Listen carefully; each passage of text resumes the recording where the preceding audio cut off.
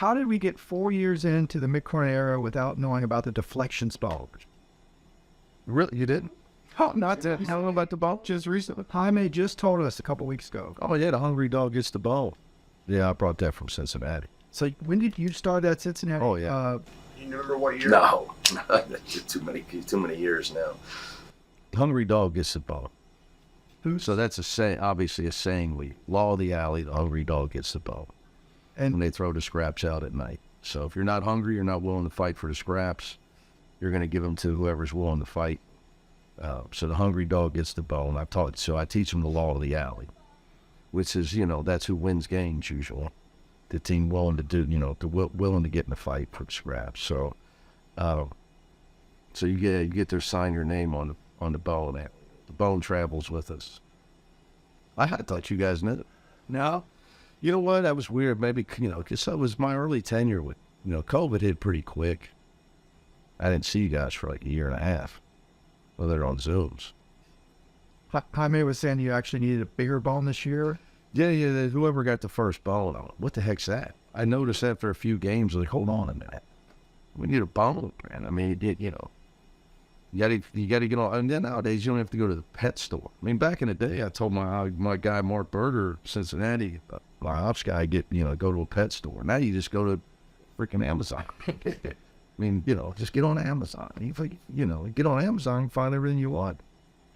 So is there a team manager who's in charge of? Yeah, these are things, you're getting. Okay, we have the weeds. Just like the football president has a jersey, new football. Right? Yeah. You're getting in it. I just know the bone's there. Is Jalen the leader so far this year? Oh, yeah, I'm sure. Yeah, I'm sure. Well, on a serious note, we keep a deflection, so for us, deflections are very important stats. So deflections, you have a team leader, but then also you have to do it per minute played to be fair. So like a Dylan Andrews is high. So per minute play, it's like rebounds should be based on per minute played. That's how a scout will look at it. So for us, deflections per minute played tells you who plays the hardest on defense. And just so I think I understand it, but a deflection is Any piece of the ball. so it could include a tip pass, If you tip it, you get one. steal. I pick it up, that's 2. Okay, steal, and then what about on a block shot? Block shot. Okay, You block it, and then I recover it. So loose ball recovery, block shot, tip ball, steal. okay, got it. I was talking one deflection and one steal is potentially 2 points. You mean 2 deflections? Right. Yeah, correct. Interesting. You tip it, then you recover it, rest 2. Interesting. Okay. Which all takes effort. Yeah. The guy lead the Double motivation. Yes, exactly. See, you get the deflection, and I'm leaking out to get the points. I get no deflection. Yeah.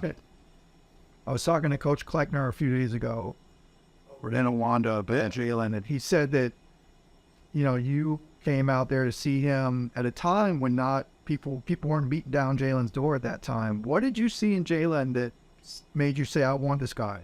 Wasn't really hard. I'm not looking to brag about it. In my mind, it wasn't very hard. I've said this before, today it's it's a different world. Kids are so immune to college coaches watching them, recruiting services, interviewing them, following them. So they almost get numb to the fact that, the coach, forget it that it's McCronin, that the coach at UCLA would come to watch you play should be a big deal. Yeah. And it rarely is nowadays. And it clearly was to him. He was breathing fire from the time he saw me sit in the front row, which showed me, this guy, I respect that. I mean, again, eliminated that it's me because, I'm still, for me, it's hard to believe it's me. So the fact that, but I know I am the UCLA coach, and this guy's breathing fire because he sees me at the game. And I mean, went after he's just a great athlete that's just got a knack for making plays. That's it. Like a guy like him, you can't watch him in a summer workout. You can't watch him in drills. You got to watch him compete. The best way I could describe this to you would be NFL stories that I've heard about, like Chris Spielman was a great linebacker, Ray Lewis, but they never were the most impressive guys in their top 40 times and, you know, all that type of stuff. But then the game started, and somehow they were the best linebacker. You know what I'm saying? So there's a level of winner and competitive spirit that supersedes sometimes maybe your lack of height for your position or your shooting or your ball handling, whatever. So that would be the best way I could equate that to. And it was obvious. To me, it was obvious. When you say breathing fire, just like bring after every ball. Yes. Every block shot, just relentless effort. Coach, the full court pressure you've instituted this year, how's that contributed to kind of what you want to accomplish overall, especially with knowing that you have a team that gets a lot of deflection? Yeah, I knowing that Dem's in the back, knowing Dylan and Amari have added to our quickness. And Will, when he's, you know, because he's back now, he's putting back to normal practice, and you know, those three freshmen. Obviously, we signed Sebastian Mack early, and he's a unbelievably aggressive ball hawking guy. It's got great quickness. So, you know, it's never been Tiger and Dave's total strength. But so adding the three freshmen, Dylan, Will, and Amari on the perimeter with that to go with Jalen Clark, so I thought we could be better at it. And I still think it's going to be a big key for us. How's the dynamic change when you have Davis able to coming off the bench? And just not offensively, but he provided a lot of energy defensively at this last. Yeah. Well, first of all, just having Dave back this year has been huge for us because of character and leadership. Very underrated things as well. You know, that when you meet people and you just know that's, you know, a lot of kids, you know, most of us have kids. A lot of kids are immature as teenagers. David has always just had a level of maturity about him. And he's got unbelievable character. So, but it makes us deeper. Whether he, you know, if I were to start him and, you know, bring somebody else off the bench, it's added, you know, it adds to our depth. No doubt about it. I mean, you look at our bench scoring the other night, was best 17-0. Yeah, best it's been in a while. And I've said that, you know, the development of Will, Dylan, Amari, Abramo, guys like that, to be able to help, you know, where I would say, you know, our two Pac-12 losses, you know, if Tiger and Jaime have a tough day, it's, you know, Dave had a tough day at Arizona. It's all, you know, it'd be nice to be able to win with those guys having a tough day. You know, to be able to get enough points from other guys to beat a big-time opponent with those guys having a tough day. Now, having Amari back helps that because he didn't play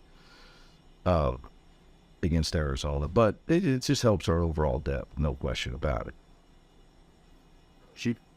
You played Oregon already this year, but what have you seen on film about Oregon State that was going to be challenge for you guys? They're 8-4 at home. So college basketball is an interesting dynamic, you know. Purdue was 22-1. Indiana lost to Maryland. I watched the game. You saw us play Maryland. Indiana lost to Maryland. 3 days later, they're favored at home against Purdue. They're favored.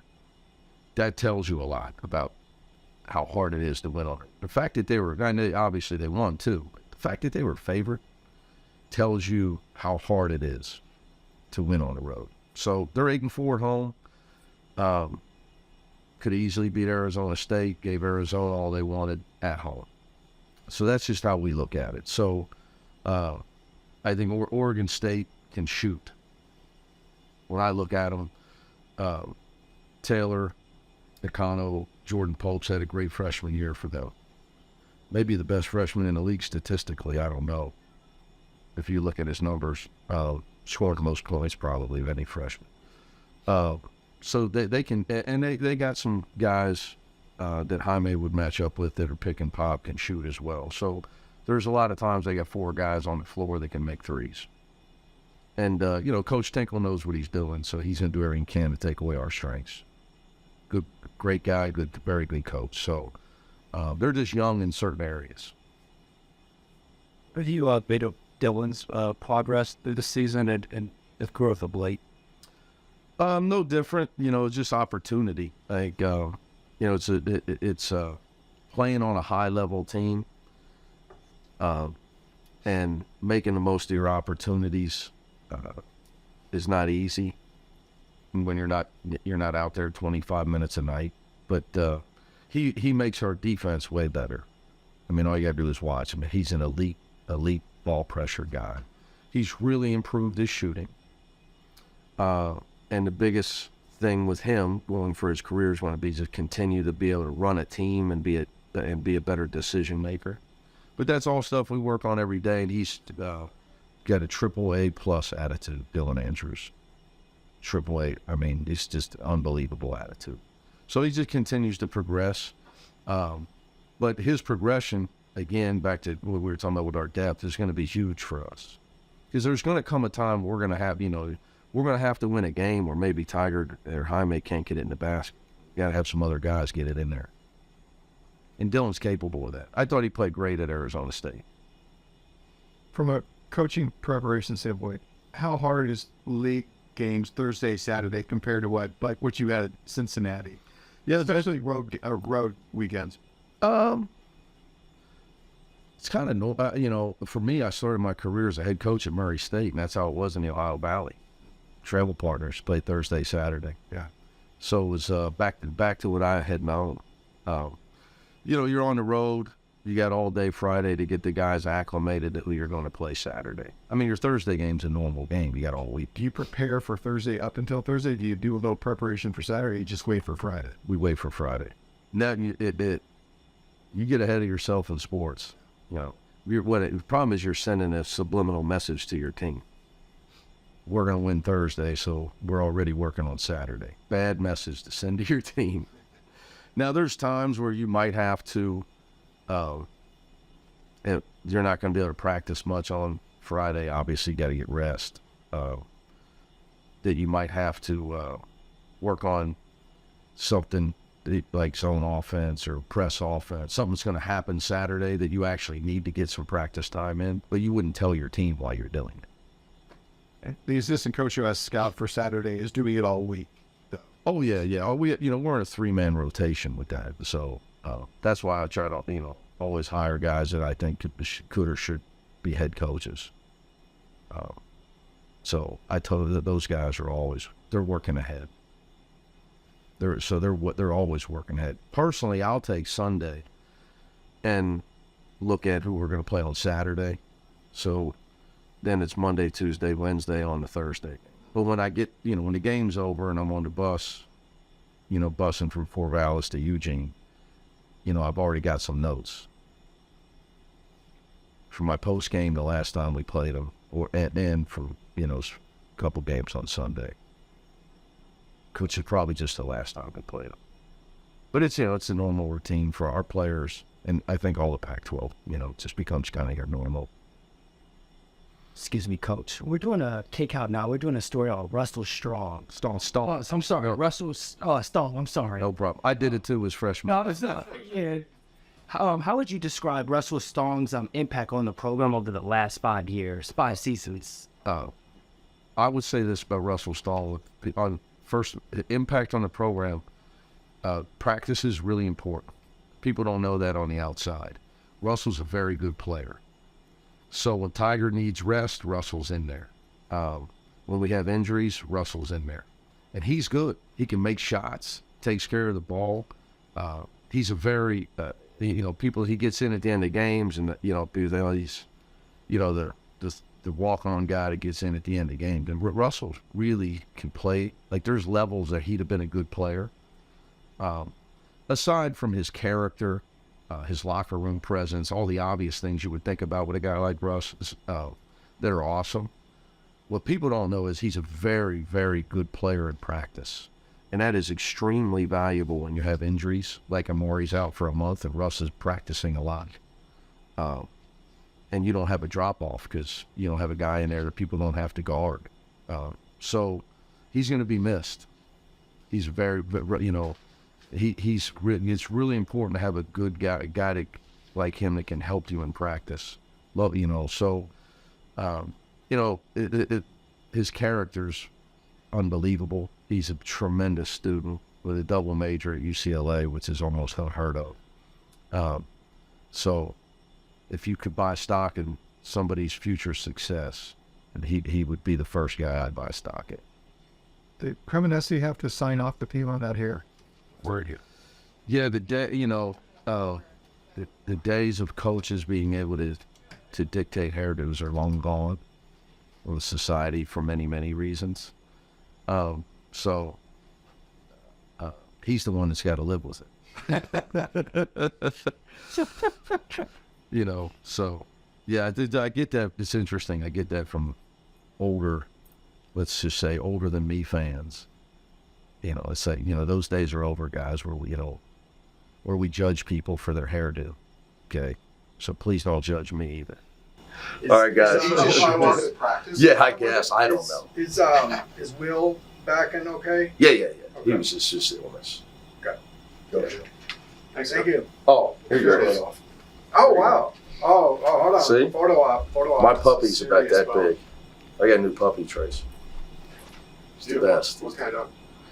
So he's a mix of a lot of things, but Chihuahua, and Shepherd. So it's my stress relief. So you got to leave room. You can't sign too big here. Can't leave that bone around for him. This is bigger than him, man.